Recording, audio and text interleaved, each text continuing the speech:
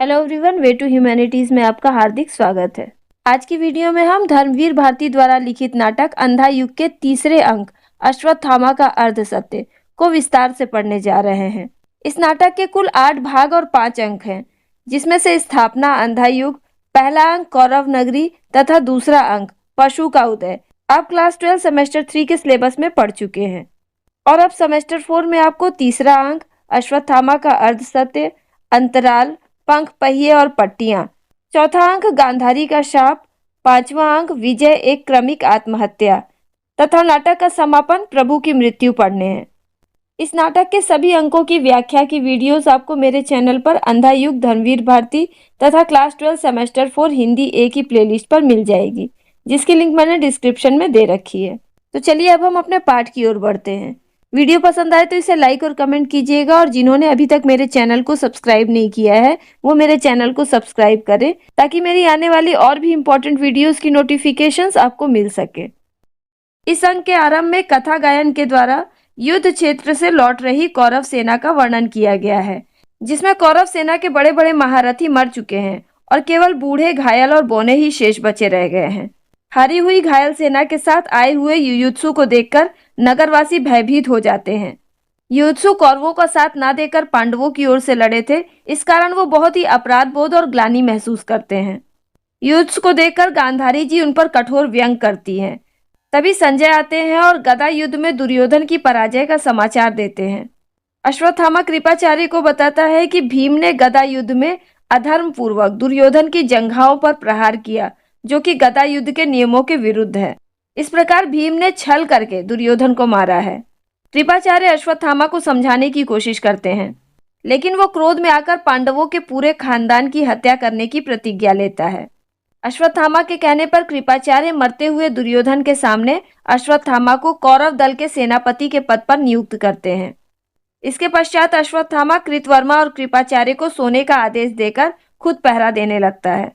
उसी समय रात के सन्नाटे में उसे एक पेड़ पर एक उल्लू दिखाई पड़ता है, जो सोए हुए कौवे पर आक्रमण करता है और उसकी हत्या करके नाचने लगता है।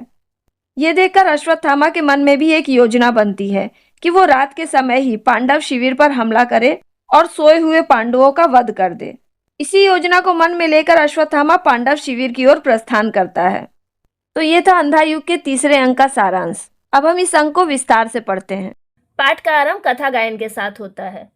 संजय का रथ जब नगर के द्वार पे पहुंचा तब रात ढल रही थी और नगर में ये चर्चा चल रही थी कि हारी हुई कौरव सेना कब लौटेगी। संजय धृतराष्ट्र और गांधारी को युद्ध की पूरी कथा सुना रहे थे। उनकी कथा सुनते सुनते सुबह हो गई थी। युद्ध की भयानक सच्चाई सुनकर गांधारी गहरे दुख में पत्थर सी हो गई थी। उनके श्रीहत यानी तेज से रहित मुख पर जीवन का कोई भाव नजर नहीं आ रहा था। दोपहर होते होते पूरे नगर में हलचल मच गई थी। खंडित यानी टूटे हुए रथ और टूटे हुए छकड़ों यानी गाड़ियों पर लदकर ब्राह्मण, औरतें, चिकित्सक, विधवाएं, बौने, बूढ़े और घायल सैनिक लौट रहे थे। कौरवों की जो सेना 18 दिन पहले रंग बिरंगे झंडों के साथ धरती को रौंदते हुए और आकाश को कपाते हुए बड़े ही गर्व के साथ युद्ध करने गई थी, वह पूरी तरह से टूटी और हारी हुई अवस्था में वापस लौट रही थी। स्टेज पे से पर्दा उठता है और स्टेज पर प्रहरी खड़े हुए दिखाई देते हैं। विदुर का सहारा लेके धृतराष्ट्र प्रवेश करते हैं। धृतराष्ट्र विदुर से कहते हैं कि वह देख तो नहीं सकते, लेकिन फिर भी उन्होंने घायल सैनिकों के टूटे हुए अंगों को छू छू कर देखने की कोशिश की है। जब वो घायल सैनिकों के कटे हुए हाथ पैरों को छूते हैं तो उन्हें ऐसा लगता है जैसे कि उनके सिंहासन का हाथ ही टूट गया हो। तब विदुर कहते हैं कि महाराज, आप ये सब क्यों सोच रहे हैं। धृतराष्ट्र कहते हैं कि अब तक उन्होंने युद्ध के बारे में केवल संजय के शब्दों से सुना था, लेकिन आज उन्हें उस युद्ध की सच्चाई को अपने हाथों से छू छू कर अनुभव करने का मौका मिला है। तभी एक अपाहिज और गूंगा सैनिक घिसटता हुआ चला आता है। वह विदुर के पैर पकड़कर उनका ध्यान अपनी ओर आकर्षित करता है और चिल्लू से संकेत कर पानी मांगता है। विदुर चौंक कर देखने लगते हैं कि ये क्या है और फिर प्रहरी को बोलते हैं कि वह थोड़ा सा जल लेकर आए। धृतराष्ट्र विदुर से पूछते हैं कि कौन है।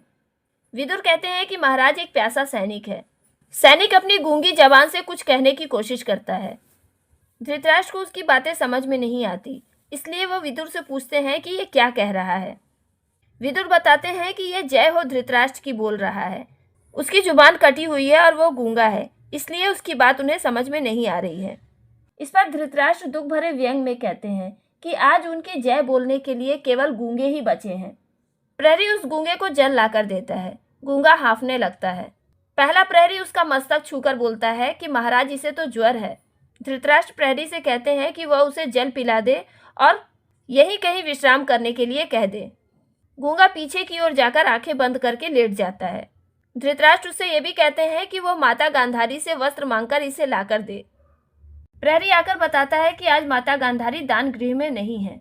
विदुर बताते हैं कि उनकी आंखों में आज न तो आंसू हैं, न शोक है और न ही गुस्सा है। वो पत्थर के समान जड़वत होकर सीढ़ी पर बैठी हुई हैं। तभी पर्दे के पीछे से शोरगुल की आवाज सुनाई पड़ती है। धृतराष्ट्र प्रहरी को आदेश देते हैं कि वो बाहर जाकर देखे कि कैसा शोर सुनाई पड़ रहा है। प्रहरी देखने के लिए चला जाता है। विदुर धृतराष्ट्र से कहते हैं कि वो जाकर माता गांधारी को सांत्वना दे। धृतराष्ट्र कहते हैं कि वो जा तो रहे हैं, लेकिन वहां पर संजय भी नहीं है और उन्हें यह भी पता नहीं है कि आज वो भीम और दुर्योधन के अंतिम युद्ध का क्या समाचार लेकर आएंगे। तभी शोर और भी ज्यादा तेज हो जाता है। विदुर धृतराष्ट्र को जाने के लिए कहते हैं। धृतराष्ट्र दूसरे प्रहरी के साथ चले जाते हैं। विदुर कहते हैं कि ये कैसा शोर है। प्रहरी लौट कर आता है। वह उन्हें बताता है कि पूरे नगर में अचानक से आतंक और डर फैल गया है। विदुर उसका कारण पूछते हैं।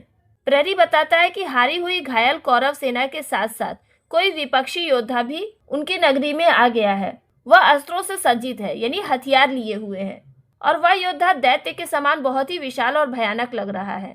जनता को लग रहा है कि वो योद्धा उन्हें लूट लेगा। तभी दूसरा प्रहरी लौट कर आता है। विदुर कहते हैं कि छी, ये सब बातें झूठी है। तो खुद जाकर देखेंगे कि कौन सा विपक्षी योद्धा आया है और उन्हें आदेश देते हैं कि वे राजमहल की रक्षा करें। विदुर चले जाते हैं।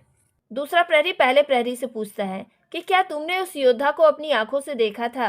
पहला प्रहरी कहता है कि वह एक मायावी योद्धा है और नए नए रूप धारण कर लेता है। जब नगर के रक्षकों ने नगर का द्वार बंद कर लिया था तो उसने एक गिद्ध का रूप धारण कर लिया और बंद नगर के द्वार के ऊपर से उड़कर अंदर प्रवेश कर लिया और छत पर सोए हुए बच्चों को खाने लगा। ये सुनकर वे प्रहरी डर जाते हैं। दूसरा प्रहरी कहता है कि जल्दी से पश्चिम के द्वार को बंद कर दिया जाए। पहला प्रहरी डर के मारे कहता है, वह देखो। दूसरा प्रहरी, क्या है? पहला प्रहरी कहता है कि वो आ गया है। दूसरा प्रहरी कहता है, चलो जल्दी से छिप जाते हैं। फिर दोनों प्रहरी छिप जाते हैं और एक साधारण सा योद्धा स्टेज पर प्रवेश करता है। वह योद्धा जिसके बारे में वे प्रहरी बात कर रहे थे, असल में वो युयुत्स था, जो कि धृतराष्ट्र का 101वां पुत्र था। युयुत्स कहते हैं कि डरने में उतना कष्ट नहीं होता है जितना कि वह बनने में होता है जिससे लोग डरने लगते हैं, क्योंकि उनके नगर में आने से उनके अपने ही लोग उनसे डरने लगे थे। वो कहते हैं कि ये महल उनके पिता और माता का है, लेकिन वो ये नहीं जानते कि यहाँ पर इनका स्वागत किस प्रकार होगा। क्या एक जहर में डूबे हुए भाले से उनका स्वागत होगा? पहला प्रहरी कहता है, अरे ये तो युयुत्स है, जो कि धृतराष्ट्र के पुत्र हैं, लेकिन महाभारत के युद्ध में युधिष्ठिर के पक्ष में लड़े थे। युयुत्स कहते हैं कि मेरा अपराध सिर्फ इतना ही है कि मैंने सत्य का साथ दिया। द्रोणाचार्य और भीष्म पितामह जैसे बड़े बड़े महारथी भी दुर्योधन के विरुद्ध नहीं जा पाए, लेकिन फिर भी मैंने कहा कि मैं झूठ का पक्ष नहीं लूंगा। मैं भी एक कौरव हूँ, लेकिन मेरे लिए कौरव वंश से भी बड़ा सत्य है, इसलिए मैंने सत्य का साथ दिया। दूसरा प्रहरी कहता है कि अरे ये तो निश्चित रूप से युयुत्स ही हैं, लगता है घायल सेना के साथ ही लौटे हैं। युयुत्स कहते हैं कि यदि मैं भी दुर्योधन की सारी उच्च श्रृंखलता यानी उद्दंडता को सह लेता तो आज मुझे अपने ही परिवार में इतनी नफरत का सामना नहीं करना पड़ता। अगर मैं दुर्योधन के पक्ष में लड़ा होता तो भले ही मैं हार कर वापस आता, लेकिन माता गांधारी मेरे लिए बाहें फैलाए हुए खड़ी होती। युयुत्स कौरव होते हुए भी पांडवों के पक्ष से लड़े थे, इसलिए वो खुद को कौरवों की पराजय का दोषी समझते हैं। तभी विदुर आते हैं और युयुत्स से कहते हैं कि वो कब से उन्हें ढूंढ रहे थे। तुमने अच्छा किया जो वापस चले आए, और प्रहरी को आदेश देते हैं कि वो माता गांधारी को सूचित करे कि युयुत्स वापस आ गए हैं। माता गांधारी अपने पुत्रों की मृत्यु के शोक में दुखी हैं। शायद वो युयुत्स को देखकर अपने दुखों को भूल जाए और उससे बाहर आने की कोशिश करें। युयुत्स कहते हैं कि पता नहीं माता गांधारी उनका चेहरा भी देखना चाहेंगी या नहीं। विदुर युयुत्स को दिलासा देते हुए कहते हैं कि ऐसा मत कहो। कौरव पुत्रों की इस कलुषित यानी पाप भरी कथा में एक केवल तुम ही तो हो जिसका सिर गर्व से ऊंचा है, क्योंकि तुमने अधर्म का साथ नहीं दिया बल्कि धर्म के साथ खड़े रहे।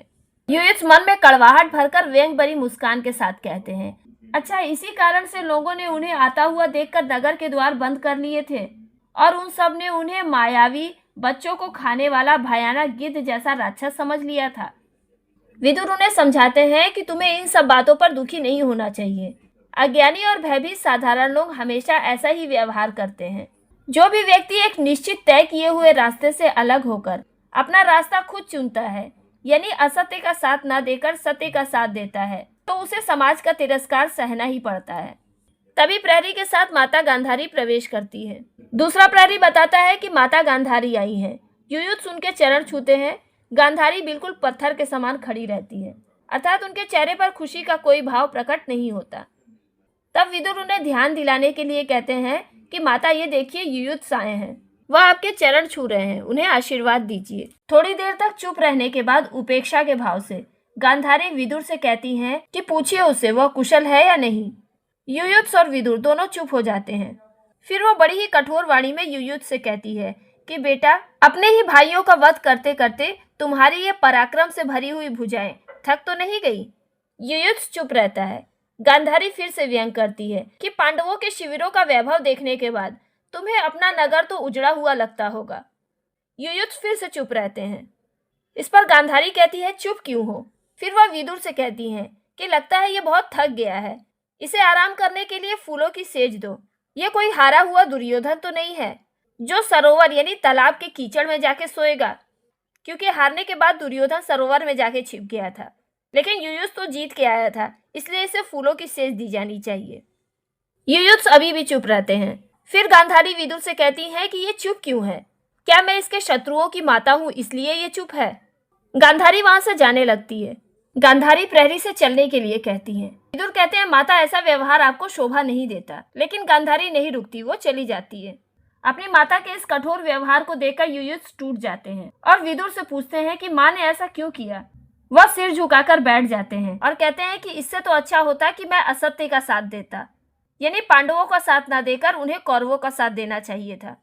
तब विदुर उन्हें समझाते हैं कि अगर वो असत्य से समझौता कर लेते तो वह कोई समस्या का समाधान नहीं होता, और अगर वो ऐसा करते तो वो अंदर से टूट जाते और उनका आत्मसम्मान खो जाता।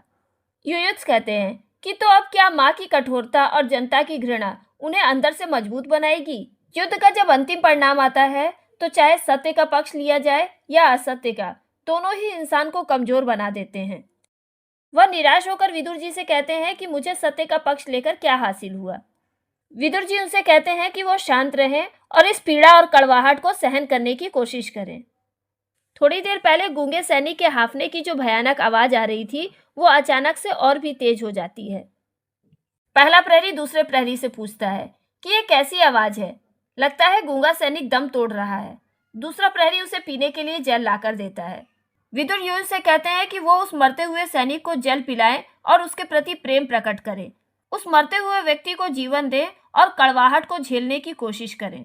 युयुत्सु उस गूंगे सैनिक के पास जाते हैं और उसके सिर को अपनी गोद में रखते हैं और उसे अपनी मुंह और आंखें खोलने के लिए कहते हैं।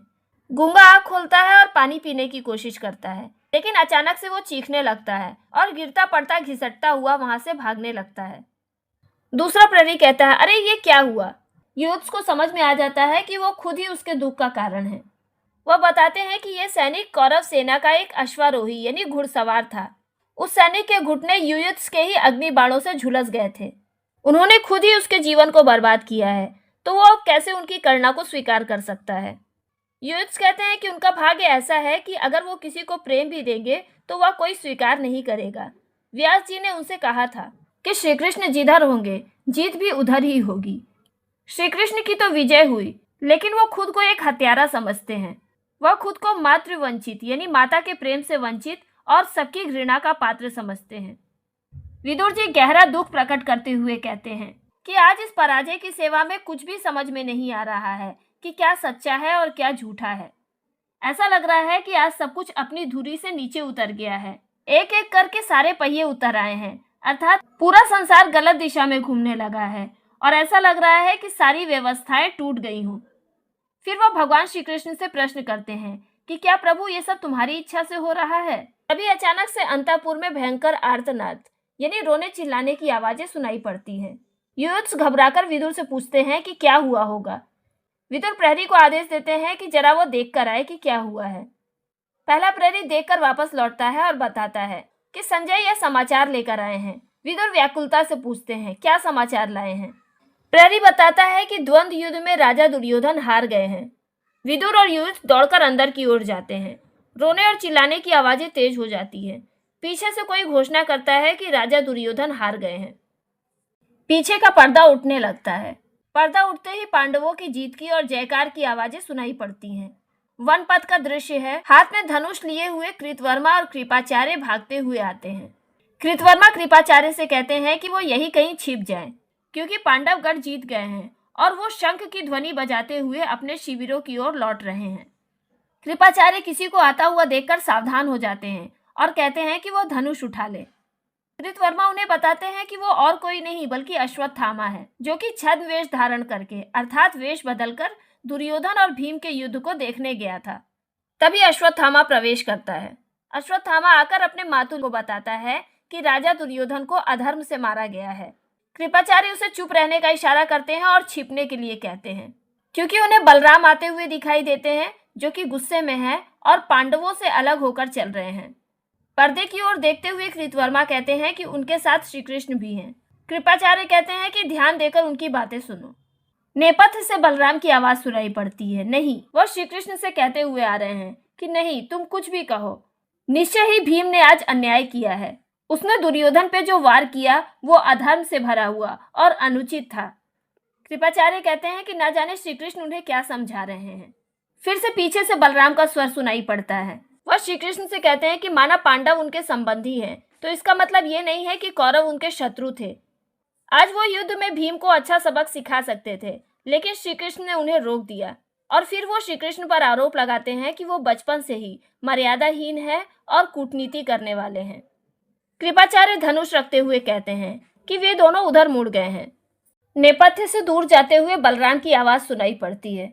जाते जाते वो श्री कृष्ण से कहते हैं कि चाहे वो हस्तिनापुर जाकर गांधारी को समझाए या फिर कुछ भी करें, लेकिन उनके अनुसार सारी कूटनीति श्री कृष्ण की ही है और भले ही उनमें प्रभुता है अर्थात वे भगवान हैं, फिर भी वो घोषणा करते हैं कि ये जो पांडवगढ़ अपने शिविरों की ओर शंख ध्वनि बजाते हुए जा रहे हैं, वे भी निश्चित रूप से अधर्म से मारे जाएंगे, क्योंकि आज उन्होंने जो जीत पाई है वो अधर्म का सहारा लेकर पाई है और अधर्म का सहारा लेकर पाई गई जीत ज्यादा दिन तक नहीं टिकती। अश्वत्थामा भी बलराम की बातों को दोहराते हुए कहता है कि वे निश्चित रूप से अधर्म से ही मारे जाएंगे।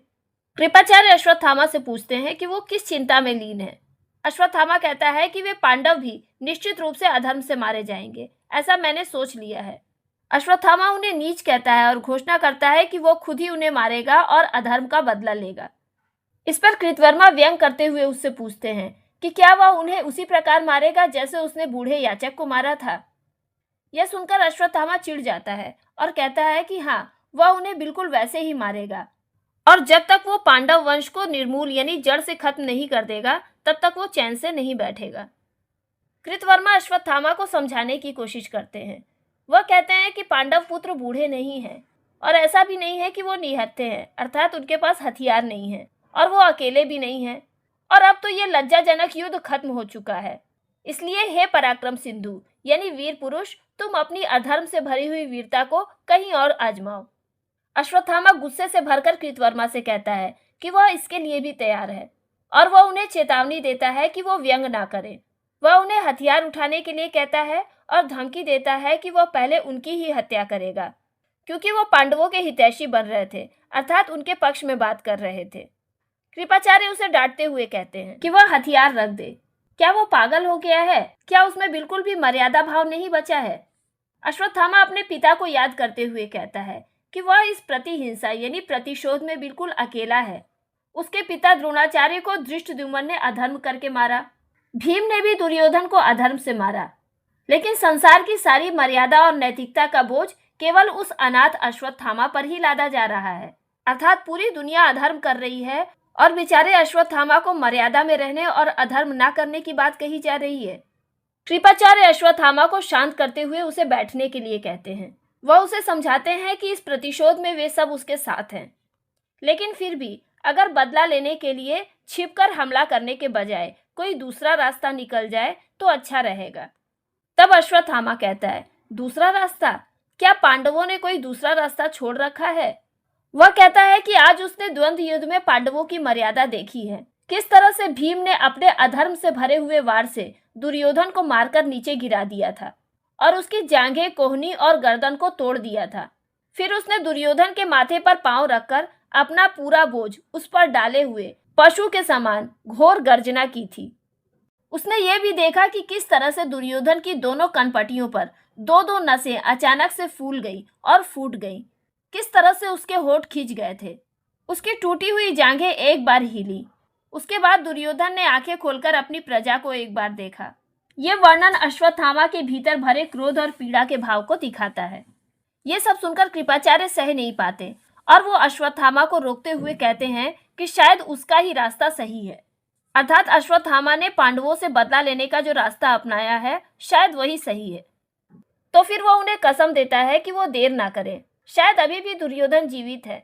वह चाहता है कि कृपाचार्य दुर्योधन के सामने जाकर उसे सेनापति घोषित कर दे ताकि वो पांडवों से बदला लेने का रास्ता ढूंढ सके।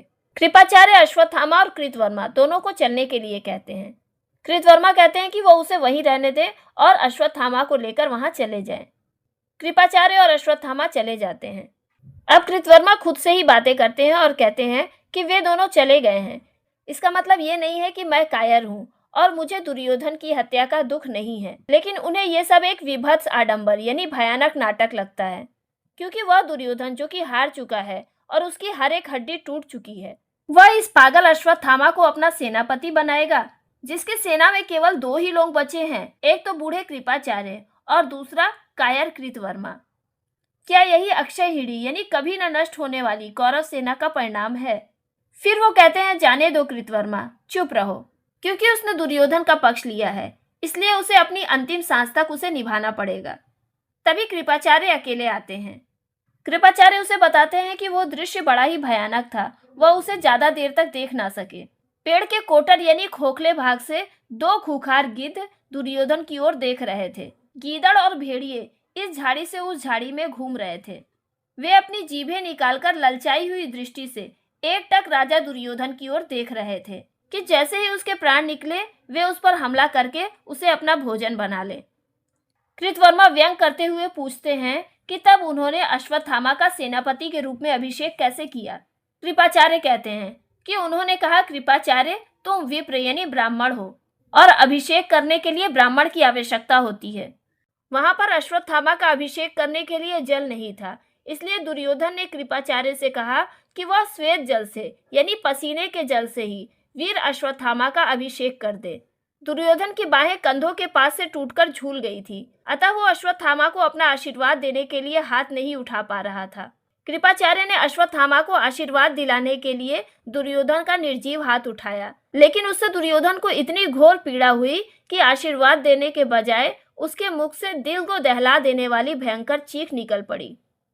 तभी अश्वत्थामा प्रवेश करते हुए कहता है कि दुर्योधन फिर भी जीवित रहेंगे। उन्होंने अश्वत्थामा से कहा कि जब तक वो बदला लेने का संवाद यानी समाचार उसे नहीं सुना देगा, तब तक वो जीवित रहेगा। चाहे उसके हर एक अंग को जंगल के जानवर चबा डालें, तब भी वो इस समाचार को सुनने के लिए जीवित रहेगा। और अश्वत्थामा कृतवर्मा के सामने घोषणा करता है कि कल तक वो बदला जरूर लेगा, चाहे उसकी सेना उसे छोड़कर भी चली जाए, वह अकेला ही उनसे बदला लेगा। कृतवर्मा लेटते हुए कहते हैं कि मैं भी तुम्हारे साथ हूँ सेनापति। उनके मुंह से जमुहाई की आवाज सुनाई पड़ती है। कृपाचार्य उससे कहते हैं कि अब तो कम से कम उन्हें विश्राम करने दिया जाए। अश्वत्थामा एक नए जोश के साथ कहता है कि सैनिकों, आज रात सो जाओ, कल सेनापति अश्वत्थामा बताएगा कि तुम्हें क्या करना है। कृतवर्मा और कृपाचार्य विश्राम करने लगते हैं और अश्वत्थामा धनुष लेकर पहरा देने लगता है। अश्वत्थामा अपने आप से बात करता है कि रात के समय पूरा वन सुनसान हो गया है, सिर्फ अकेले वही जाग रहा है। इमली के, बरगद के, पीपल के पेड़ों की छाएं सोई हुई लग रही हैं। धीरे धीरे स्टेज पर अंधेरा होने लगता है। वन से सियारों के रोने की आवाज सुनाई पड़ती है और भी पशुओं की भयानक आवाजें सुनाई पड़ती हैं। स्टेज पर बिल्कुल अंधेरा हो जाता है, केवल अश्वत्थामा की टहलती हुई परछाई दिखाई देती है। अचानक से कौवे की कर्कश आवाज सुनाई देती है और दाईं ओर से बिल्कुल काले काले कपड़े पहने हुए कौवे की जैसी शक्ल बनाकर एक बच्चा नाचते हुए स्टेज पर आता है। वह अपने पंख खोलकर मंडराता है और 2 बार स्टेज का चक्कर लगाकर घुटनों के बल झुककर कंधों पर चिबुक कर पक्षियों की सोने की मुद्रा में बैठ जाता है। इस समय अश्वत्थामा पर स्टेज की रोशनी नहीं पड़ती। एक नीली सी रोशनी केवल उस बच्चे पर पड़ती है जो कि कौवा बनकर आया है। फिर से तेज आवाज सुनाई पड़ती है और बाईं ओर से बिल्कुल सफेद कपड़े पहने हुए एक उल्लू की जैसी आकृति वाला और तेज पंजे वाला बच्चा नाचते हुए स्टेज पर आता है। वह कौवे को देखकर सावधान हो जाता है। फिर उल्लसित यानी जोश से भरकर अपने पंजों को तेज करता है, पंख फड़फड़ाता है और नई नई मुद्राओं में आक्रमण करने का नाटक करता है। अब एक रोशनी अश्वत्थामा पर भी पड़ती है, जो बड़े ही कौतूहल के साथ इस घटना को देख रहा है। कौवा एक बार आलस्य से भरकर करवट लेता है और उल्लू को देखकर भी बिना ध्यान दिए सो जाता है। उल्लू पहले तो सहम जाता है, लेकिन उसे सोया हुआ देखकर 1-2 बार सावधानी से आजमाता है कि कहीं कौवा सोने का नाटक तो नहीं कर रहा है। फिर वो अचानक से उस पर आक्रमण कर देता है। भयानक शोर, कोलाहल और चीखने की आवाज सुनाई पड़ती है। कौवा और उल्लू दोनों आपस में संघर्ष करते हैं। स्टेज पर बिल्कुल अंधेरा छा जाता है। फिर रोशनी पड़ती है। कौवे के कुछ टूटे हुए पंख और उल्लू के पंजे खून से लथपथ दिखते हैं। उल्लू कौवे के उन टूटे हुए पंखों को उठा उठाकर नाचता है। बधोल्लास का तांडव, यानी वो हत्या करने के बाद खुशी खुशी नाचता है। एक रोशनी अश्वत्थामा पर भी पड़ती है। अचानक उसकी मुख आकृति यानी चेहरे के भाव बदल जाते हैं और वो जोर जोर से हंसने लगता है। उसका इस तरह से हंसना देखकर उल्लू घबराकर रुक जाता है और अश्वत्थामा की ओर देखने लगता है। अश्वत्थामा जोर जोर से हंसते हुए उसकी ओर बढ़ता है। उल्लू कौवे के कटे हुए पंख को उसकी ओर फेंककर भाग जाता है। अश्वत्थामा कटा हुआ पंख हाथ में लेकर खुशी के मारे चीखने लगता है। अश्वत्थामा ने देखा कि उल्लू ने सोए हुए कौवे पर आक्रमण करके उसकी हत्या कर दी। ये दृश्य देखकर उसके मन में भी पांडवों से बदला लेने का विचार आता है। वह सोचता है कि वो रात के समय ही पांडवों के शिविर में जाकर सोए हुए निहत्थे पांडवों पर गुप्त रूप से आक्रमण करके उनकी हत्या कर दे। जब उसके मन में ये विचार आता है तो वो खुशी के मारे चिल्लाने लगता है। स्टेज पर प्रकाश होता है। अश्वत्थामा खून से सना हुआ कौवे का पंख लेकर उछल रहा है। दोनों योद्धा कृपाचार्य और कृतवर्मा उसे देखकर चौंक उठते हैं। कृतवर्मा घबरा जाते हैं और अपनी तलवार निकाल लेते हैं। कृपाचार्य अश्वत्थामा से पूछते हैं कि उसे क्या मिल गया। अश्वत्थामा अपने मामा कृपाचार्य को बताता है कि उस बर्बर अश्वत्थामा को वो सत्य मिल गया है जिसके जरिए वो पांडवों से बदला लेगा। कृतवर्मा कहते हैं कि क्या तुम इस घायल कटे हुए पंख से उनसे बदला लोगे? अश्वत्थामा उन्हें बताता है कि उसे अपने प्रतिशोध का मार्ग मिल गया है। वह कहता है कि यह कटा हुआ पंख युधिष्ठिर के अर्ध सत्य के जैसा अधूरा, घायल और कटा हुआ है, यानी यह सत्य के नाम पे किया गया छल है। जिस तरह से युधिष्ठिर ने आधा सत्य बोलकर छल पूर्वक उसके पिता की हत्या की थी, उसी प्रकार अश्वत्थामा भी अपने आधे सत्य से छल पूर्वक उनकी हत्या करेगा। कृपाचार्य उससे पूछते हैं कि वो कहाँ जा रहा है। अश्वत्थामा उन्हें बताता है कि वो पांडव शिविर की ओर जा रहा है। उस समय सारे विजयी पांडव अपने हथियार रख के निश्चिंत होकर सोए होंगे। उसके लिए यही अच्छा मौका है कि वो वहां पर जाए और इसी समय उनकी हत्या कर दे। अश्वत्थामा अपना कमरबंद कस लेता है। कृपाचार्य को लगता है कि अभी जाना उचित नहीं होगा, लेकिन अश्वत्थामा कहता है कि नहीं, यही समय है उन पर आक्रमण करने का, क्योंकि वे सब अभी अकेले हैं। श्री कृष्ण भी माता गांधारी को समझाने के लिए हस्तिनापुर गए होंगे, अतः उनकी रक्षा के लिए वो भी नहीं आ पाएंगे। इससे अच्छा मौका उसे दोबारा नहीं मिलेगा। कृतवर्मा कहते हैं कि क्या ये हमारे सेनापति अश्वत्थामा का आदेश है? अश्वत्थामा उनकी बातों को बिना सुने कहता है, नरो वा कुंजरो वा, अर्थात मनुष्य या हाथी। कुंजर यानी हाथी की तरह ही मैं अपने पदाघातों यानी पैरों के वार से धृष्टद्युम्न को कुचलकर चूर कर दूंगा, क्योंकि युद्ध में अश्वत्थामा हाथी के मारे जाने की खबर फैलाई गई थी, जिसके कारण द्रोणाचार्य ने आत्मसमर्पण कर दिया और धृष्टद्युम्न ने उनकी हत्या कर दी। इसलिए अश्वत्थामा कहता है कि वो हाथी के तरह ही अपने पैरों के वार से धृष्टद्युम्न का वध करेगा। इतना ही नहीं, वो ये भी कहता है कि जिस तरह से कोई पागल हाथी अपने पैरों के नीचे कमल की कली को कुचलकर रौंद देता है, उसी तरह से वो अभिमन्यु की पत्नी उत्तरा को भी नहीं छोड़ेगा, जिसके गर्भ में उसका पुत्र है, जो कि पांडवों के वंश का भविष्य है, अर्थात वो पूरे के पूरे पांडव वंश का अंत कर देगा। कृपाचार्य को उसकी बातें उचित नहीं लगती, इसलिए वो उससे कहते हैं कि वो ऐसा नहीं होने देंगे। अश्वत्थामा कहता है कि ऐसा होकर रहेगा। अगर कृपाचार्य उसका साथ नहीं देंगे तो वो अकेले ही जाएगा और पूरे के पूरे पांडव वंश का अंत कर देगा। कृतवर्मा अश्वत्थामा के पीछे सिर झुकाए हुए चले जाते हैं। कृपाचार्य उसे समझाने की कोशिश करते हैं और रोकना चाहते हैं, लेकिन अश्वत्थामा उनकी बात सुने बिना चला जाता है। कृपाचार्य उसे पुकारते हुए उसके पीछे पीछे जाते हैं, अश्वत्थामा अश्वत्थामा, लेकिन वो उनकी बात नहीं सुनता। थोड़ी देर बाद धीरे धीरे ये आवाज खत्म हो जाती है और 3 रथों की घरघराहट और घोड़ों की टापों की आवाज सुनाई पड़ती है और पर्दा गिर जाता है। यह दृश्य हमें बताता है कि जब इंसान के अंदर बदले और क्रोध की भावना आ जाती है तो वो सही गलत, मर्यादा अमर्यादा सब कुछ भूल जाता है। तो यहीं पे धर्मवीर भारती के नाटक अंधा युग का तीसरा अंक अश्वत्थामा का अर्धसत्य समाप्त होता है। उम्मीद करती हूँ कि इस वीडियो के माध्यम से आप इस अंक को बहुत ही अच्छी तरह से समझ गए होंगे। तो वीडियो पसंद आई हो तो इसे लाइक और कमेंट कीजिएगा। जल्दी मिलते हैं अगली वीडियो में इसके आगे के अध्याय के साथ।